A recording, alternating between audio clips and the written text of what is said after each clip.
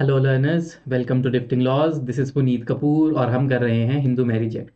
Hindu marriage act में हमारा जो टॉपिक चल रहा है आजकल वो है डाइवोर्स। डाइवोर्स के हमने दो ग्राउंड्स देख लिए, that is adultery and cruelty. आज हम एक और इम्पॉर्टेंट डाइवोर्स के ग्राउंड की ओर मूव कर रहे हैं जिसका नाम है डिजर्शन। अब डिजर्शन का मतलब क्या होता है? डिजर्शन का मतलब होता है abandonment of one spouse by, एक स्पाउस को कोई अबेंडन कर रहा है without any reasonable cause and without the consent of other spouse. ठीक है, तो मतलब जो एक स्पाउस है वो दूसरे से अलग रहना शुरू कर दे विदाउट एनी रीजनेबल कॉज और without the intention of consent of other spouse, दूसरे को बिना बताए, दूसरे की मर्जी के बिना। देखो, जो हमारी मैरिज है, मैरिज का सबसे बड़ा एसेंशियल क्या है? कोहैबिटेशन, मतलब living together. Cohabitation and living together. और अगर साथ में ही नहीं रह रहे तब तो ये डायरेक्ट अटैक हो गया इंस्टीट्यूशन ऑफ मैरिज के ऊपर, कि मैरिज का तो मतलब ही है ना साथ रहना। और हिंदू रिलीजन देखे तो 7 जन्मों तक साथ रहना। और अगर आप अभी साथ नहीं रह रहे तो इसीलिए हिंदू मैरिज एक्ट ने एक आपको ग्राउंड प्रोवाइड कर दिया है डाइवोर्स का, दैट इज डिजर्शन। जब एक स्पाउस बिना दूसरे स्पाउस की मर्जी के, बिना किसी रीजनेबल ग्राउंड के उससे अलग रह रहा है।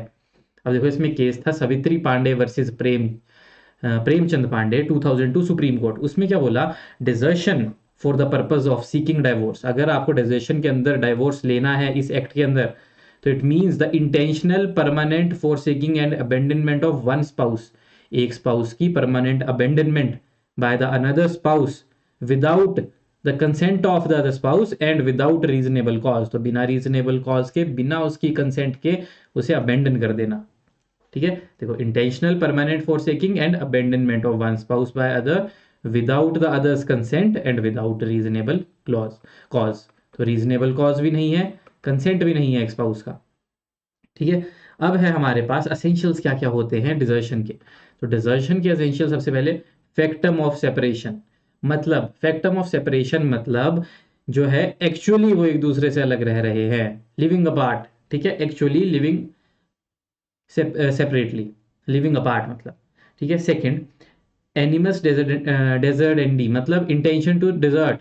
एनिमस डेजरेंडी, इंटेंशन टू डिजर्ट, मतलब आपकी इंटेंशन भी है सामने वाले के साथ डिजर्शन करने की। मतलब आप बिना, आप किसी रीजन के अलग नहीं रह रहे हो, आपकी इंटेंशन है डिजर्ट करने की, कोहैबिटेशन को परमानेंटली खत्म करने की। Third, absence of consent, consent नहीं है दूसरी पार्टी का, जिससे आप सेपरेट हुए हो उस वाले स्पाउस का कंसेंट नहीं है। एब्सेंस ऑफ रीजनेबल कॉज, मतलब कोई रीजन नहीं है, मतलब आपको कहीं दूर जाना पड़ गया, आपको बिजनेस ट्रिप पे जाना पड़ गया, आपको कहीं फैक्ट्री सेटअप करनी थी, कुछ काम से आप दूर गए हो, that those may be reasonable causes, लेकिन यहाँ पर एब्सेंस है रीजनेबल कॉज की भी। And lastly, continuous period of 2 years. तो क्या याद रखने वाली चीज है? 2 साल का टाइम अगर कोई किसी से दूर रह गया तो मतलब डिजर्शन स्टार्ट हो गई। तो देखो क्या क्या चीजें हैं इसमें। एक तो फैक्टम ऑफ सेपरेशन, मतलब एक्चुअली दूर है, प्लस आपकी इंटेंशन भी है डिजर्ट करने की, प्लस जिस स्पाउस का कंसेंट भी नहीं है, प्लस रीजनेबल कॉज की वजह से भी आप दूर नहीं रह रहे और कॉन्टिन्यूस पीरियड ऑफ 2 ईयर्स हो चुका है, then it will be called as desertion. तो माना जाएगा आपने डिजर्ट कर दिया है अपने स्पाउस को। अब जो डिजर्शन है उसकी टाइप्स क्या होती है? Actual and constructive. एक्चुअल क्या हुआ? देखो, एक्चुअल हुआ फिजिकल सेपरेशन, आप एक दूसरे से दूर रह रहे हो और इंटेंशन भी है डिजर्ट करने की।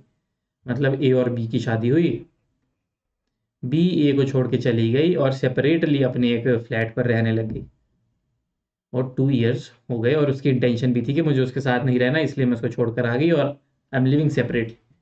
दैट इज एक्चुअल डिजर्शन, मतलब जहां पर फिजिकली आप चले गए हो। लेकिन सेकंड जो है वो है इंटरेस्टिंग पार्ट इसका, कंस्ट्रक्टिव डिजर्शन। यहां क्या है? यहां पर दोनों स्पाउस में भी साथ तो रह रहे हों, बट स्टिल वो गिल्टी होंगे डिजर्शन के लिए। क्यों?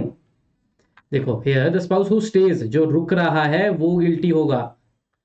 मान लो कि ए और बी हैं, बी फिर से चली गई, लेकिन बी के जाने का रीजन ए है। One spouse's conduct forces the other to leave. A का कंडक्ट ही ऐसा था कि बी को छोड़ के जाना पड़ा। ठीक है, तो जिसने सामने वाले को एग्जिट करने पर मजबूर कर दिया, लॉ उसको ट्रीट करेगा डिजर्टर। तो कंस्ट्रक्टिव डिजर्शन में क्या है? जो छोड़कर नहीं जा रहा, लेकिन जिसने सर्कमस्टांसिस ही ऐसे बना दिए कि दूसरे को छोड़कर जाना पड़ रहा है, तो उसे माना जाएगा कि वो है डिजर्टर।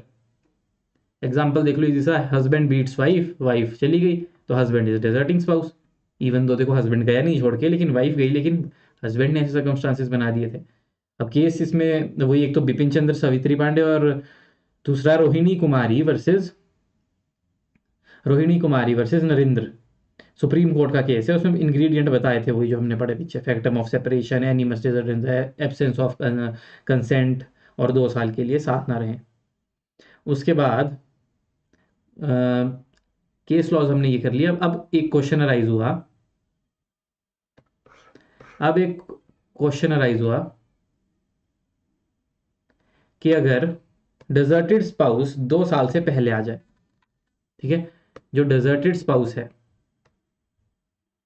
जैसे ए और बी थे, बी छोड़कर चला गया लेकिन वो 1 साल के बाद वापस आ गया, ठीक है, देन डिजर्शन इज रिसाइंडेड। तब नहीं माना जाएगा कि डिजर्शन हुई है, दोबारा से टाइम पीरियड खत्म हो जाएगा। अगर दोबारा जाएगा तो 0 से शुरू होगा, ठीक है। और प्रूफ कौन करेगा? प्रूव करनी पड़ेगी प्लेंटिफ को, जो अजर्ट कर रहा है। प्लेंटिफ ही प्रूफ करेगा जिसने अजर्ट किया है कि उसके साथ डिजर्शन हुई है। बाकी ये Vasta versus Jeevaram Patil, mere separation for resident, separate residence is not desertion, no desertion if animus deserendi missing, अगर किसी की इंटेंशन नहीं है डिजर्ट करने की तो भी डिजर्शन नहीं है। और Lakshman versus Meena, if returning spouse genuinely wants to resume cohabitation, तो वहाँ डिजर्शन खत्म हो जाएगी। वही अगर वो वापस आ गया तो डिजर्शन खत्म हो जाएगी। तो ये रिटर्निंग वाला हमने वैसे भी देख लिया था। अब चलते हैं, देखो डिजर्शन हमने देख लिया, अब चलते हैं नेक्स्ट ग्राउंड पे। तो नेक्स्ट ग्राउंड है हमारे पास अपोस्टेसी, दैट इज कन्वर्जन। तो इसमें क्या है, अगर एक स्पाउस जो है वो कन्वर्ट हो जाए, हिंदू ही ना रहे, तो देखो if a spouse ceases to be Hindu by converting into another religion, किसी में भी इस्लाम, क्रिश्चियनिटी, बुद्धिज्म, कुछ और उसने रिलीजन अडॉप्ट कर लिया, द अदर स्पाउस में फाइल फॉर डाइवोर्स। मतलब द अदर स्पाउस, एक तो है ए, एक है बी। ए ने किया convert into Islam, now B can go to court and file for divorce, ठीक है। द अदर स्पाउस मतलब जिसने कन्वर्ट नहीं किया है, ठीक है, who can file, the other party, the non converting spouse can file, the convert can not file. जो कन्वर्ट है वो नहीं फाइल कर सकता इस ग्राउंड के ऊपर, ठीक है। लेकिन जो कन्वर्टेड पर्सन है, जिसने कन्वर्ट किया, वो जा सकता है। एक और एक्ट है, कन्वर्ट मैरिज रिजोल्यूशन एक्ट 1866, उस एक्ट के अंदर, ठीक है। ये तो छोटा सा ग्राउंड था। Next, unsoundness of mind. Unsoundness of mind आ गया जी। अब जहां पर किसी को मेंटल डिसऑर्डर है जो कि इनक्योरेबल है, और of such kind that petitioner cannot reasonably be expected to live, या फिर अनक्योरेबल है, इनक्योरेबल, या फिर ऐसा है कि जिसमें रहना इम्पॉसिबल है, स्पाउस का उसके साथ रहना इम्पॉसिबल है। तो वहां पर देखो इसमें क्या क्या, schizophrenia, mania, bipolar disorders, depression, mental illness, जिससे रहना इम्पॉसिबल हो जाए, ठीक है। तो बस अगर किसी को अनसाउंडनेस ऑफ माइंड है तो द अदर स्पाउस, इसमें भी सामने वाली पार्टी जा सकती है और डाइवोर्स सीक कर सकती है। नेक्स्ट ग्राउंड की तरफ चलते हैं अब। तो नेक्स्ट ग्राउंड है, देखो पहले अब हमने मेंटल इलनेस पढ़ी, अब पढ़ते हैं physical illness. Venereal disease, communicable form में अगर कोई विनेरियल डिजीज है जो एक से दूसरे तक जा सके, तो वो लाइक HIV, साइफिलिस, तो ये देखो हर्पीज, STDs, तो अगर ये डिजीज किसी को है, विनेरियल डिजीज जो कि कम्युनिकेबल फॉर्म में है, तो the spouse can file for divorce. तो अदर स्पाउस यहाँ पे भी डाइवोर्स के लिए जा सकता है। Lastly, renunciation of world. अगर कोई पहले तो देखो कन्वर्ट होकर रिलीजन ही दूसरा अडॉप्ट कर लिया, लेकिन अब उसने रिनंसिएशन ऑफ वर्ल्ड कर ली है। अब क्या किया उसने, जो हमारा एक स्पाउस है वो मंक, नन या फिर सन्यासी बन चुका है, ठीक है, हर्मिट बन चुके हैं, उन्होंने छोड़ दी अपनी नॉर्मल गृहस्थ जिंदगी छोड़ के, मतलब बोल सकते हैं कि वो सन्यासी बन चुके हैं। तो देखो रिनाउंसिएशन ऑफ वर्ल्ड, जिसमें देखो मॉन्क बन गए, सन्यासी बन गए, नन बन गई, leading for the life of spiritual life जीने लग गए, स्पिरिचुअल सेक्लूजन के लिए, leading a life of spiritual seclusion. तो it amounts to civil death. तो मतलब उनके सारे सिविल रिलेशंस जो थे, सिविल रिलेशंस थे, वो भी खत्म हो गए जब इंसान की एक सिविल डेथ हो जाती है। तो रिक्वायरमेंट क्या है इसमें, वही रिनाउंस कर दिया है वर्ल्ड, फाइनल है, और वो और must join recognise religious order को किसी उसने ज्वाइन कर दिया है। केस भी था देखो, पुष्करम वर्सेस बसंती भाई, 1932 बॉम्बे। इसमें बोला गया, entering a religious order dissolve social ties. Social ties उसके जितने भी सारे सोशल टाइज थे वो हो गए खत्म, सिविल डेथ हो गई इंसान की, ठीक है। Last presumption of death. अब है प्रिजम्पशन ऑफ डेथ कहाँ है, ये हमने पढ़ेंगे, अच्छा पढ़ा नहीं है, एविडेंस एक्ट उसमें भी है। तो जहां स्पाउस 7 साल तक की उसके बारे में सुना नहीं है, पता नहीं है कि वो जिंदा है कि मर गया, उसके बारे में कोई खबर ही नहीं आई है फॉर 7 ईयर्स, तो यहाँ टाइम पीरियड याद रखना है बस 7 ईयर्स। डिजर्शन का टाइम पीरियड याद रखना है 2 ईयर्स। तो अगर 7 ईयर्स तक किसी के बारे में पता नहीं लग रहा है तो माना जाएगा कि जैसे हम एविडेंस में भी पढ़ते हैं कि उसकी प्रिजम्पशन हो जाएगी कि इज डेड। तो यहाँ पर जो दूसरा स्पाउस है वो कोर्ट जा सकता है और बोल सकता है 7 साल से इसके बारे में पता नहीं है, सो काइंडली मेरे को डाइवोर्स दिया जाए। अब आते हैं थोड़े एडिशनल ग्राउंड्स जो हमने ये पढ़ लिया था इजी ट्रिवियल ब्रेकडाउन में। अगर रेस्टिट्यूशन ऑफ कॉन्जुगल राइट्स आरओसीआर की डिग्री के या फिर जुडिशियल सेपरेशन की डिग्री आ चुकी है, उसके 1 ईयर तक कोहैबिटेशन नहीं हुई, कोहैबिटेशन नहीं हुई तो डाइवोर्स के लिए अप्लाई कर सकते हैं। ये हमने पिछले लेक्चर में भी देखा। अब आते हैं स्पेशल ग्राउंड्स जो कि सिर्फ वाइफ को अवेलेबल है। तो देखते हैं कौन से ग्राउंड है जो सिर्फ वाइफ को अवेलेबल है। पहला, बाइगेमी। देखो, अ वाइफ में seek divorce if husband has another wife living at the time of marriage, ठीक है। Husband marriage again after commencement of this act. तो ये हमारे पास थे जो ग्राउंड थे। देखो, पहला है बाइगेमी। बाइगेमी का नॉर्मल आपको पता है ये क्या होता है। बाइगेमी अगर सेकंड स्पाउस उसने रखा और 2 शादियां कर ली है, बाइगेमी, तो एक स्पाउस जा सकता है और मतलब वाइफ, एक स्पाउस क्या वाइफ जा सकती है और डाइवोर्स के लिए क्लेम कर सकती है। Cohabitation with another wife is not required, mayor existence of living wife is enough. मतलब दूसरी शादी हो गई और आपकी दूसरी पत्नी है, बस उतना ही काफी, जरूरी नहीं आप उसके साथ जाके रह रहे हो। लामिनी, ये देखो एक important case, Lamini versus Alagi Swami. After 12 years wife filed for divorce. तो इसमें क्या हुआ, ए और बी की शादी हुई लेकिन साथ में उसकी एक और स्पाउस थी, लेकिन क्या हुआ 12 साल तक ही तीनों साथ रहते रहे। 12 साल के बाद वाइफ गई कोर्ट और उसने बोला कि इसने तो दूसरी शादी की, आई वांट डिवोर्स। तो कोर्ट ने बोला कि इतना लंबा डिले हम अलाउ नहीं करेंगे, लॉ ऑफ लैचेस लगा दिया। तो कोर्ट ने रिजेक्ट कर दी उसकी प्ली ड्यू टू डिले। अगला, जहां पर हस्बैंड जो है वो एक्यूज नहीं, वर्ड याद रखना है गिल्टी। हस्बैंड गिल्टी है रेप, सॉडोमी, बिस्टियलिटी का, कोई भी सेक्सुअल ऑफेंस का अगर हस्बैंड क्या है, गिल्टी है, नॉट एक्यूज्ड, गिल्टी।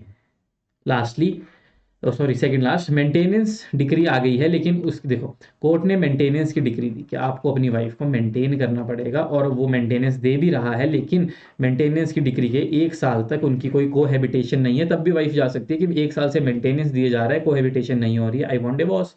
तो वहां पर भी वाइफ को डाइवोर्स मिल सकता है।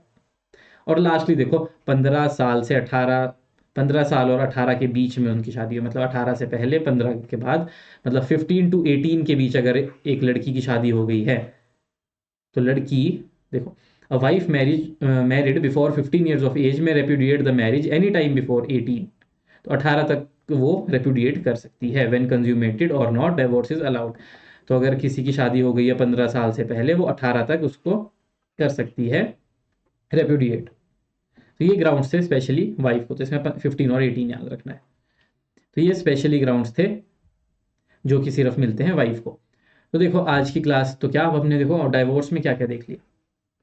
डाइवोर्स याद कैसे रखने हैं, क्लॉजेस, ठीक है, याद रखने हैं A C D C U V. देखो ए से क्या हुआ, अडल्ट्री। सी से क्या हुआ, क्रुएलिटी। डी से हुआ डिजर्शन। अगले सी से हुआ कन्वर्जन। यूवी, यूवी से क्या हुआ, यू से हमारे पास हुआ अनसाउंडनेस ऑफ माइंड।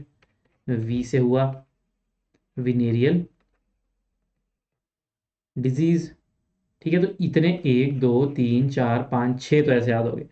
फिर एक हमारे पास था लास्ट वो जिसमें 7 ईयर्स प्रिजम्पशन ऑफ डेथ वाला,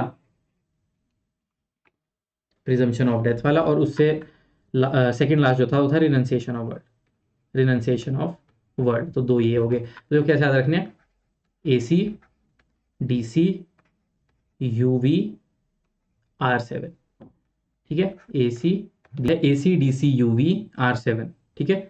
ए for adultery, C for cruelty, D for desertion, C for conversion, U for unsoundness of mind, V for venereal disease, R for restitution of word और 7 for 7 years.